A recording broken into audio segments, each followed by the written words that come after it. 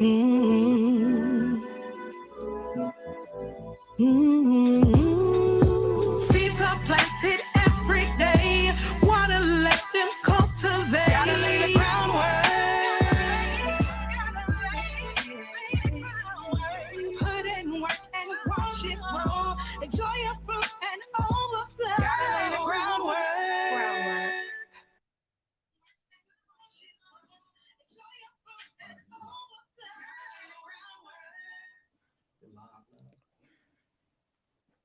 Hey guys.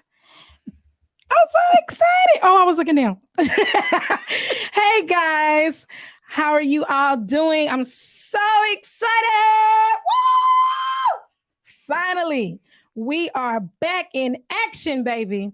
My name is Toni Ringgold, and I am your creative curator.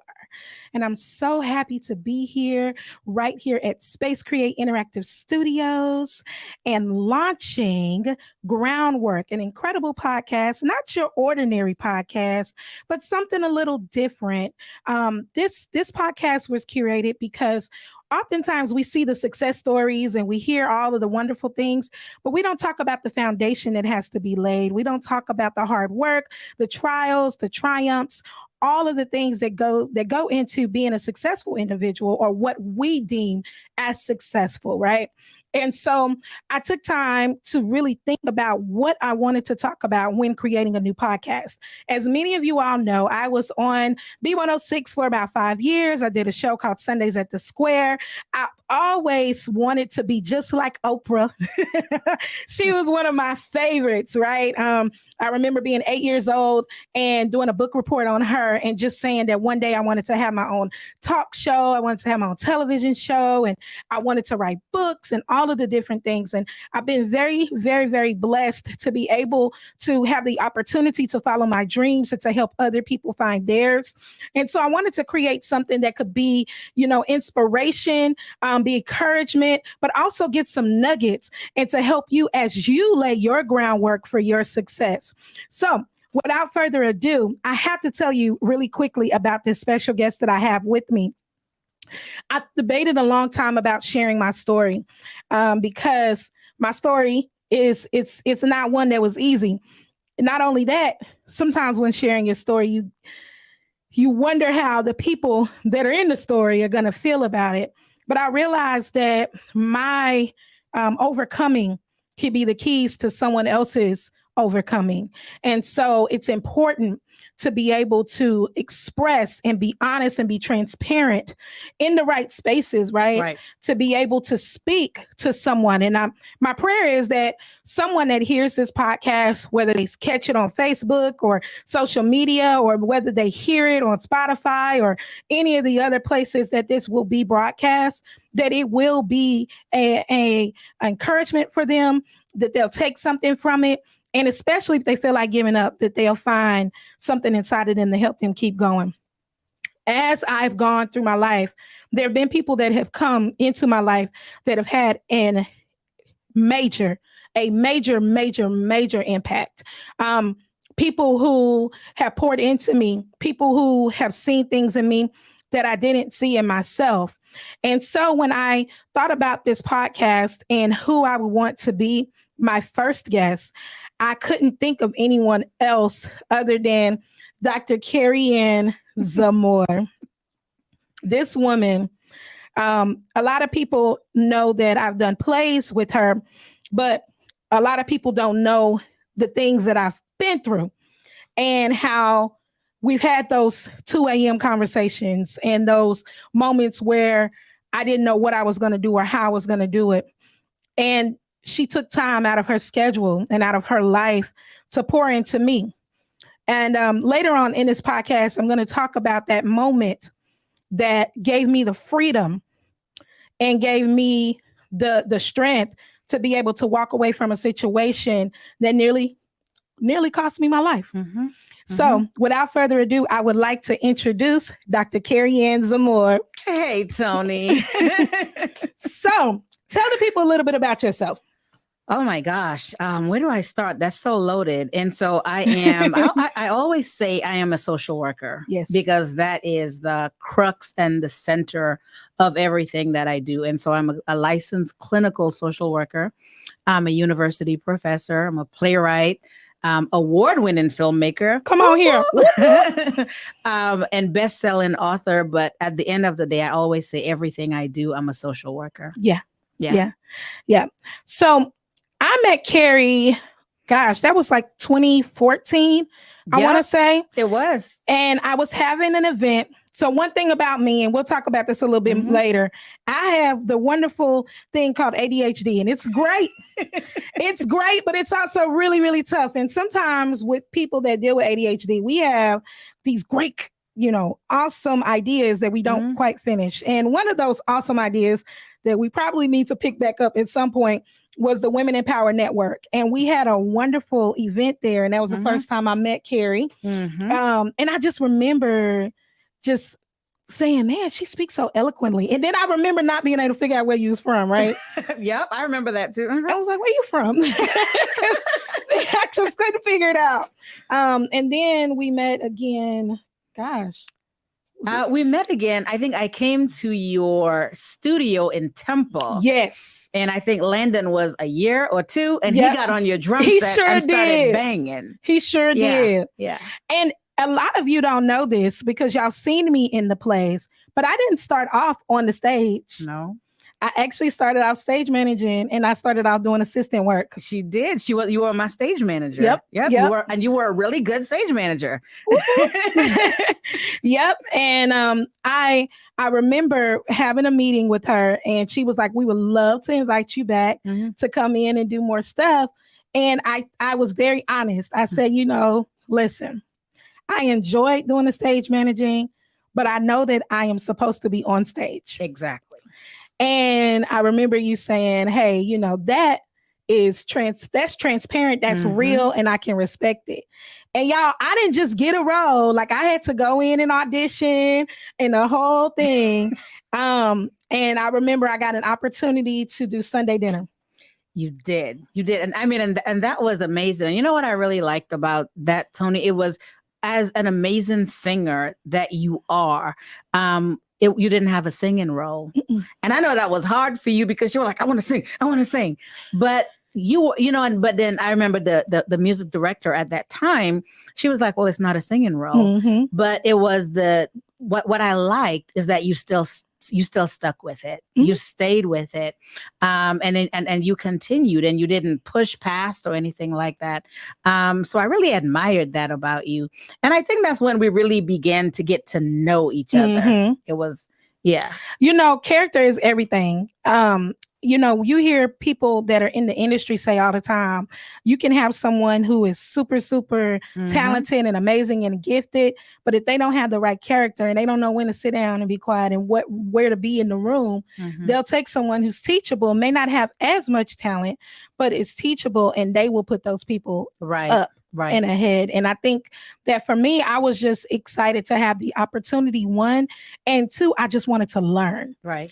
I saw how well everything ran, and I saw how everybody worked together. And I was like, I want to be a part of something like that. So that's how we became close, actually. But during that time, there was a lot going on. Yes. Do you want me to tell it, or you want to tell it? You can tell it. I was telling. So there was a lot going on in your life. And I think it began to show, not on stage, but, there are different ways when things are not completely okay with our life. It began to transcend everything else that we do. And I would see it touch different things. And I'm just like, what is going on with this girl? This is not the person I met. And I think I said that to you one time. I said, you're not the person that I met. Like, what is going on? And you really wouldn't tell, but I could tell something was going on, but I didn't know what it was until one day I asked you, because you just didn't look right. And I was just I said, Toni, what is going on? And then you had, you sure I can tell? You can tell it. You had a male friend that to me was very, intimidating, and you were not yourself around him. right? So whenever he was around, it's like you hung your head, you just kind of, your shoulders would like shrink down. And I'm like, what is wrong with this girl? Like, because at this point, I think I had known you for about 2 years. Yep. But you had just, you were just completely not yourself anymore. Yes. And me being I am an expert in domestic violence, I began to see a lot of those warning signs. But I was looking and I'm just like, there's no way she's a victim. Like, are you serious? And then we had that talk. Yeah. The talk. We had the talk. I think it was on my couch. Yep. Sure was. On your couch. My couch. And we just kind of sat there and you just let it all hang out. And then, you know, I was very transparent with you about what domestic violence is and what it isn't, and kind of gave you this, you know, a scenario of how you could get help and get from it. And you chose to stay. Oh, yeah. Yeah. I stayed. But I said something to you. You said something to me. And so, so this is her perspective, which is quite accurate. But let me talk to you about my perspective, right? So my perspective was, first of all, I was married for 10 years and it was an abusive relationship. Very toxic and abusive. Physical stuff didn't start until about 8 years into the marriage. But I had gotten out of that. Yeah. Right. And I did not heal. So I met this guy. He was like the knight in shining armor kind of feel. He was strong. And, you know, he made me feel protected. That most vulnerable side of me, and the fear of everything, of going through all that I went through in my previous relationship, he made me feel like everything was okay. And so when I met him, it was like a whirlwind. It was quick. It was like, whoa, I'm in love.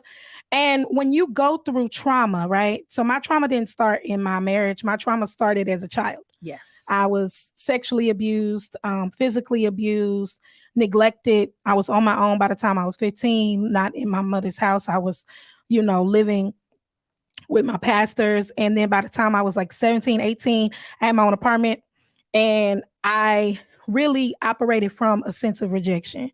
So when you deal with that, plus, you know, at that time, my father, he was incarcerated. He did 32 and a half years. My dad just got home in 2021. So I didn't even have a daddy. Right. And so when you go from having nothing to someone coming in and telling you that they got you and making you feel like everything is going to be okay, you yearn for that type of love, because at our core, every human needs love. Exactly. It's just as important as air, food, water. We need to feel a sense of belonging. We need to feel that someone has our back. And so that's what happened. I got with him, and it didn't start off like that. It started off, it felt like at first he was being protective. Right. Oh, no, you don't need to. I don't trust that person. And so me having trust issues. Oh, you don't trust that person? Oh, okay. Well, if you don't trust that person, I don't trust that person. Then it became the us against the world type complex. Isolation.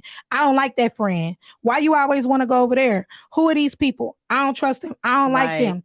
And I'm trying to pull him in and he's pulling away. And so it was a progression over time. Yeah. And I felt myself shrinking. The thing about being in an abusive situation, it's almost like a dream. Right? Because because you are a overcomer of domestic violence, I know you understand what I'm saying. It's like you almost are not inside of your body. And because I've always been a fighter, right? And always been strong, it's hard to even fathom that I was going through it. Right. So I would do this thing where I would completely block out the negative situations. I wouldn't keep them at the forefront of my mind because that was my coping mechanism. It was how I survived. Yeah. And so it would be something crazy would happen and then everything would be great. The crazy cycle. Exactly. And that's the exact cycle of domestic violence, where you have an incident occurs, then there's an apology. I'm so sorry. It will never happen again.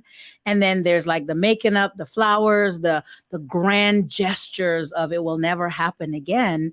And then you begin to feel safe again. You begin to feel, okay, everything is going to be okay that was just one incident, and then bam, it rains or the sun shines too brightly. It could be anything. And it will, and because that's what domestic violence, it is cyclical. Yes. Right. And I remember one particular incident, Toni, and I don't know if you remember that one. I think it was a fair or something that was in town, and I ran into you. And I think you guys had been dating now for about 2 months. Mm-hmm. And because I remember when you got the new boyfriend, I was like, oh, Lord. Yes. Because everybody was like that. You were doing well. Very well. You were doing really well, because I think I met you. You had just gotten divorced. So your divorce was really new, and you were doing well with your kids. And then you said, I have a boyfriend. And I was like, oh boy, and then I met him, and it was the look.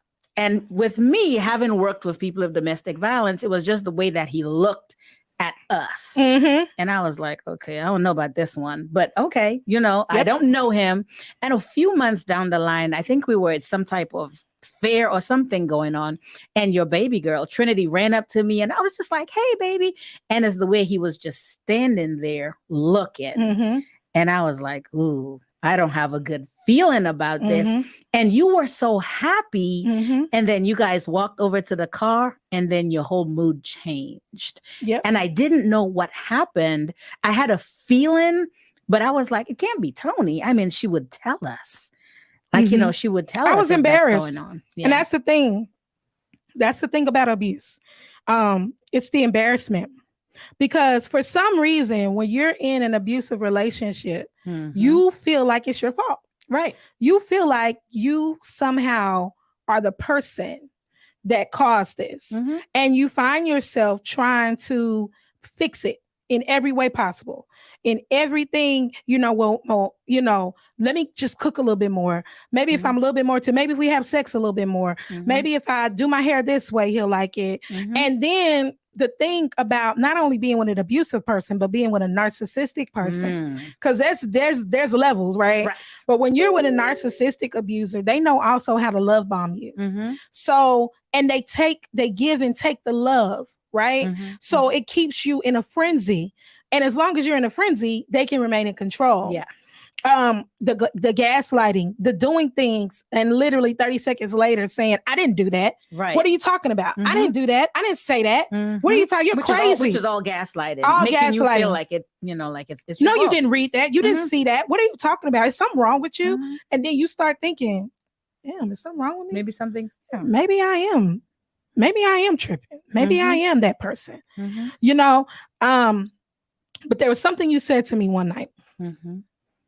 I'm gonna keep it 100. This man has pushed me out of moving vehicles. This man he raped me more than once. This man, he did a lot. Hit the kids. Yeah, we're gonna talk about that story. We're gonna talk about that. Because I think that's when I wanted to fight. Yeah, that was. But you know what? That was the ending. Yeah. And it's so crazy because as abused, especially women, right, we'll take a lot, but when it happens to our children, it's like a switch. It's a switch, yeah. And that's what happened. It was like an immediate switch. Okay. And that overwhelming sense of protection comes in, right, and you find strength that you didn't have before. There was one night that me and you were on the phone. And you said one of the most empowering things to me, because I felt the disappointment, because I would reach out and I would talk to people and then I would take them back. And every time I took them back, I felt more and more isolated, right, because I felt like these people are disappointed in me. They don't believe in me. They're not going to want to fool with me anymore because I keep running back, right? And you see people get mad all the time. They're like, why would you go back to that? Why would you do this? I ain't coming here no more, because all you're going to do is run back. And it's victim blaming and victim shaming. Well, you'll understand that it takes a lot to leave. People leave on average how many times? Well, up to 7 times. And one of the things that we talk about, the reasons that victims stay, and I think the most unfair question that could be asked of any victim is, why didn't you just leave? Right. Because if it were that easy, we wouldn't have domestic violence. Exactly. And so oftentimes what we're looking at is barriers, right? There are barriers as to why victims stay in toxic relationship. It could be financial. It could be fear of the perpetrator. Is I really love this person. I don't want to break up my family, right? There are a lot of reasons why people stay. The question that should be asked is, why does he or she, because women beat too. Oh, yes. Why does he or she, why do they do that? Right. Right. Not the other way around. Right. Mm-hmm. And so there was one particular night. And another thing that I used to justify is because I would fight back. Because that's another thing too. Oh, well, I'm not in the corner, cowering, laying over in the corner. I'm fighting back. And I got my lick in too. When really I'm a woman and he's a man. And he whooped my ass. And it's still abuse. You know, and so I remember a night that me and you talked. And I said, Kerry, I don't know what to do. And you said something that was so powerful. And anybody that is listening to me, and you know anyone that is abused, say these words to them and mean it. You said, Toni, I know you don't deserve this. And I know you shouldn't be in this relationship. But whatever you choose to do, I'm here for you. If you bring him to our show or meeting or whatever tomorrow, I'm not going to treat you any different. I'm not going to treat him any differently. I love you. And that's all I needed to hear. I just needed to know that someone in this world. Stop.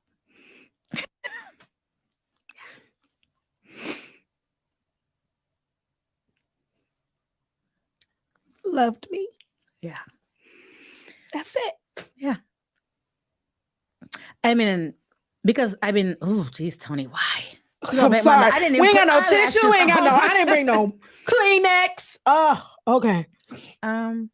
Because honestly, that's what, when you are a victim, that's what you need, right? You don't need questions or the why or anything. You just need to know that I got your back. I got your back. And I genuinely love you. And I mean, and I still love you. I know. I still love you too. And so it really was a, whatever it is, because I knew that one day Toni was going to rise up. And I wanted you to know that whenever that is, that I was going to be here. And that's because somebody did the same thing for me. My domestic violence story was 14 years. And, and the person who did that for me was Nakia Shai. Well, you've met Nakia Shai. And it's crazy because we act alike. y'all act just alike. Oh my gosh. And, and she did that for me. She said, whenever you're ready, I'm here. And that meant, so it gave me all the strength that I needed to leave. And it's honestly it's what you needed. Yeah. And I'm just so glad that it look at us now, girl. Look at us now. TED Talk. Crying. Right. I look at you. I mean, filmmaker, author, producer, been on how many TEDx's, TED Talks by now? 3. Internationally traveling, speaking, and a professor, like all of these things. And then I look at myself and I'm like, I own multiple businesses. I own the property that we're in right now. Like creating, you know what I mean? Doing absolutely what I love. And, it goes to show you, anybody that's listening, like, you don't have to stay there. Right. You can get out. It's tough. Hey, let me tell you, it's tough. You're going to have a lot of crying nights. You definitely want to speak to a professional. You definitely want to get some therapy. You don't want to do this alone, but you can get out. Yeah. You don't have to stay there. Definitely. And that's one of the things. And for me, what was very therapeutic coming out of my domestic violence story is that I wrote it down in a book. Yes, I you did. literally wrote it down. And I think you read this book. I read what's I'm getting ironic. Yes, hold it up so Ed can get it. Oh, where's Ed? There you go, Ed. Yeah, he gonna put the camera on you. But what's ironic about this actually is while I was in my domestic violence situation, I read the book. Oh, wow. See, now, there's that I didn't know. Mhm. That's a part of groundwork. Yeah. So when we talk about even the show, right? Mm-hmm. The seeds that are planted, right? It took me reading the book. It took me being able to talk. It took me leaving a few times and taking them back and then leaving them again and then taking them back. And then finally one day just being like, I'm done. Yeah. And let me tell y'all, when you're done, the one mistake that I made is when I was done, I told him I was done and I did not have an escape plan. Yeah. So March 5th, 2019, I was at my studio in Harker Heights and I had a pit in my something in my belly. And I know that was God. My kids were at home and so was he. And I canceled all lessons.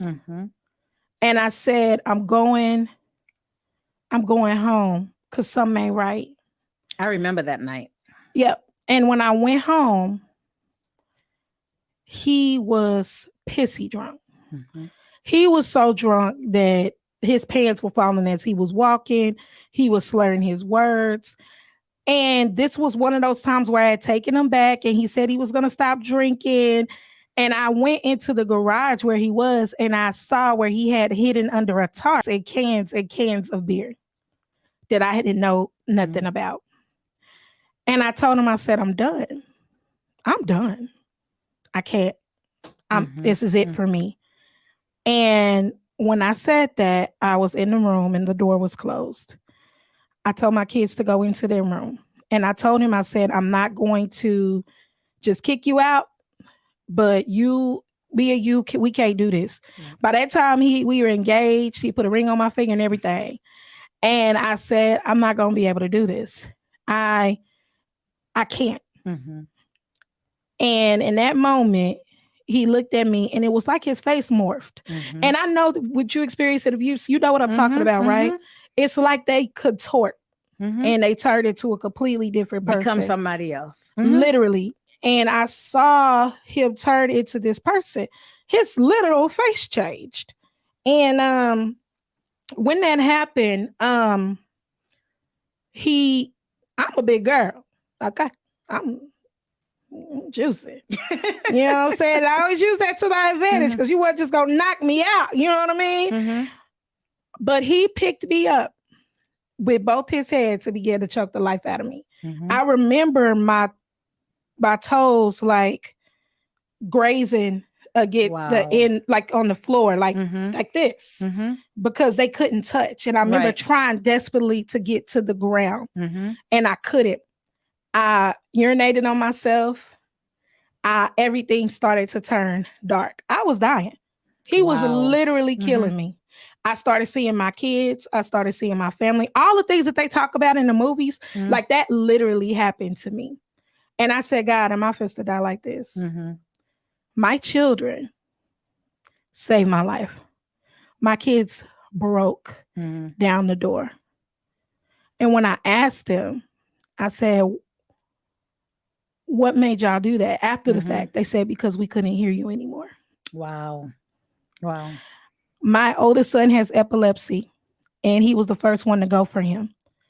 And when you are so close to near death, I crumpled on the floor and I was trying to get my breath, you know what I mean? And I couldn't do it fast enough. And I was so angry because I couldn't move fast enough to protect my kids.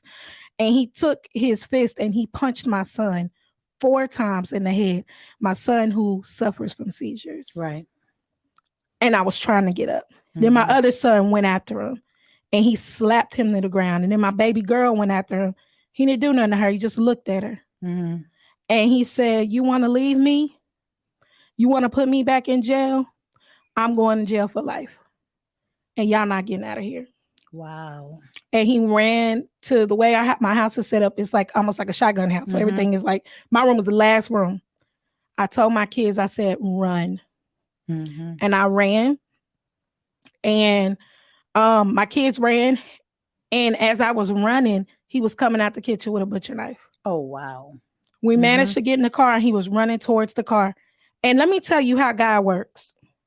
Because see, I can't even make this story up because if you do the research, there wasn't even a 911 call, because it didn't have to be. I'm going to tell you why. Because as I was backing out of my driveway, if the police officer wasn't paying attention, they would have T-boned me. I didn't even get a chance to call. The police help was already on the way. Wow. And so when I pulled out and I saw the cop car, I stopped in the middle of the road and I flagged them down. And he ran back through the house and fled out the back window. They ended up apprehending him and he ended up going to prison. And that was my way of escape. That gave me everything I needed. When he hit my kids, it was done for me. Right. But him not being able to physically, he tried, he called, sent all kinds of long letters and everything. I burned it all. Burned it all. And then able to get away from that and immediately at that time I said, okay, now I know I need some help. It's time. Yeah. So I would say this to anyone that needs to get out of a situation: make sure you have a real escape plan, because that could have ended very differently. It could have. And I mean, and that's one of the things that we talk about in the book as well. And that is developing a safety plan. So, if you know that you are in a situation that is toxic, developing a safety plan, having safe words with a trusted friend or your children. I always say, have a bag packed somewhere with your important items, your passport, driver's license, things like that. Oftentimes what happens in those situations is the perpetrator will break your cell phone, right? Nobody remembers phone numbers anymore. Happened to me twice. Yeah, nobody remembers cell phones. So you want to write down important numbers down. And so those are some of the tips. And I have a lot of different tips in the book. And I'm so glad that you were able to read that book, Toni. And it's so crazy that our situations parallel each other so very closely, because again, it was my children that saved my life. Same thing with the door. And so our lives really parallel. Wow, really? Oh yeah. Really, it was ended. Same thing with the door. They had barricaded themselves in the door. And my youngest, I'm not going to say any names. Yes. My youngest got in the middle and got punched down to the ground. And that's what woke me up. Seeing him being punched down to the ground is what woke me up. So literally our lives paralleled each other like 10 years apart. Crazy. But it's not just us, right? There's so many other women who have very, very similar stories where it was their children, right? That they did it for their children. I would just say, hey sis, do it for you.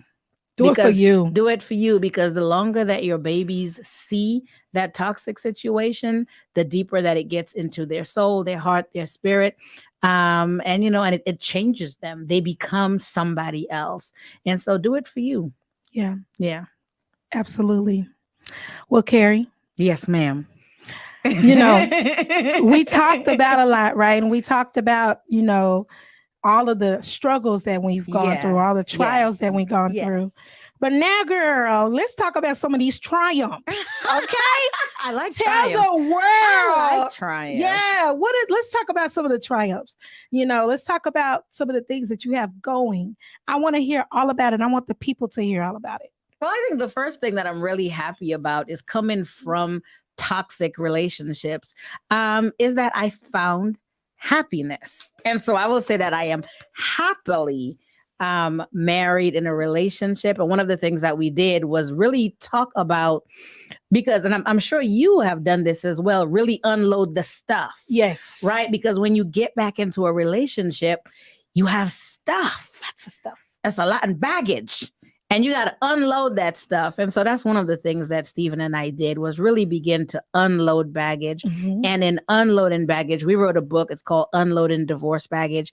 But in unloading that divorce baggage, you want me to pick it up too? I'll pick this one up. Yeah. Isn't he cute? He's so cute. Y'all are such a beautiful couple. Oh, thank you, Mama. And you sang. Tony sang at my reception. I did.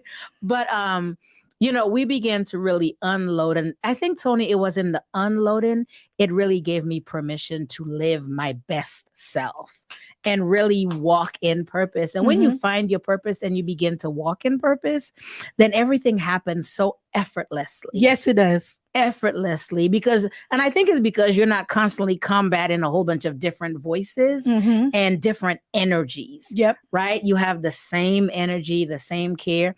And then you truly have somebody that supports and believes in you. Yes. And so it makes life easier. It really does. It's like, why did I go through all of that? Right. But I think going through all of that made us stronger. Mm-hmm. It made us stronger. So what all do I have going on? We have TEDx coming back, y'all. Woo! So super, super excited about TEDx coming back. We have a stage play, Mama's Daughter. Yes. Next week. Very excited about that. Friday. It's Friday and Saturday, correct? Friday and Saturday at your alma mater, yeah, UMHB. Awesome. UMHB, and then the proceeds for that go to the Association of Black Students. That's dope. So this was when I was there, baby. I was a speck. Okay, we didn't have none of that.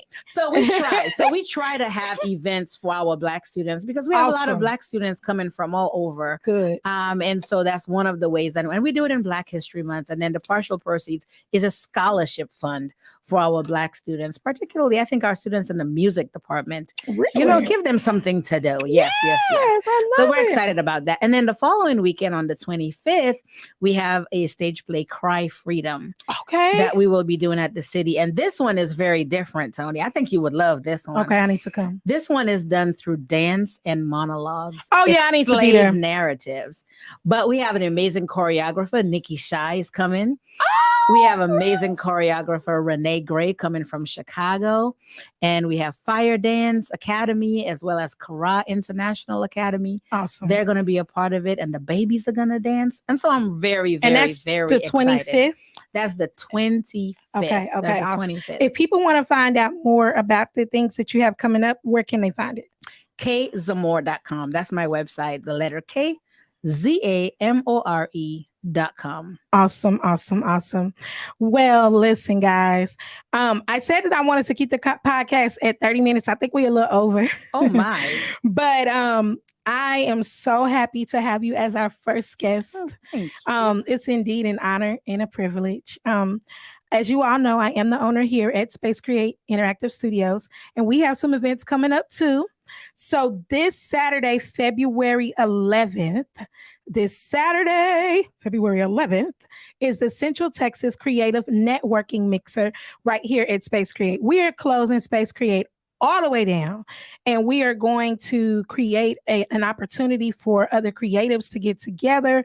What the goal is to create a space create where people, whatever level of creativity they're on, whatever type of creativity or medium that they use, whether they're a singer, songwriter, whether they're a dancer, actress, poet, videographer, photographer, producer, engineer, like whatever it is that you do, model. I mean, it could be anything.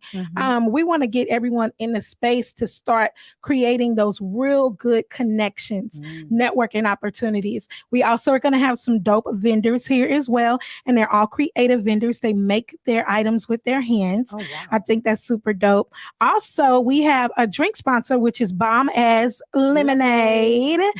So shout out to Miss Lavinia for that. We're super excited. It's So Natural. They are launching Bomb as Lemonade, and we are super excited to have some that day. We also are going to have a DJ on the ones and twos, DJ Al Patry, and we will have performances as well. So this is going to be a really, really dope opportunity for you to come in and network. Tickets are only $7. Oh, wow. Like, we made them extremely affordable. If you want to come in, bring your business cards, a link tree, all your information, and come in and meet and link up with some other people. And this will be something that we do on a regular basis. It's myself and Retro's World, or Retro. He has the podcast here called Retro's World. He's super dope. We are hosting the event together.